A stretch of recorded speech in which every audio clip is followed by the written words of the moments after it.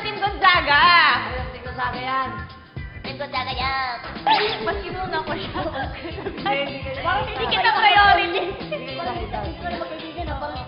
Parang ano lang, ang saya lang nung feeling na nakita mo yung mga tao dun sa hindi typical na lugar. Kaya ako minsan ganun. Eh doon, maganda yung enerhiya ko, tapos bagong lugar. So, mataas yung energy ko. Tapos una ko nakita si, Jason. Di ko nakita si Melay. So, parang na-hurt si Melay. Kasi nga, parang di ko na siya pinapansin.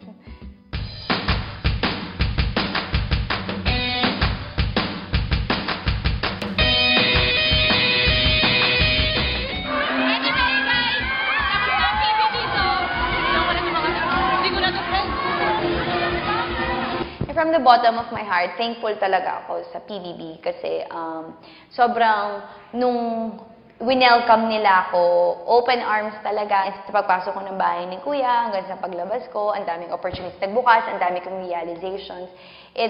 Hindi lang siya nakatulong for my career, kundi nakatulong din siya sa personal kong mga issues about myself, about yung maturity level ko, mas nakilala ko yung sarili ko. So, thankful talaga ako sa PBB.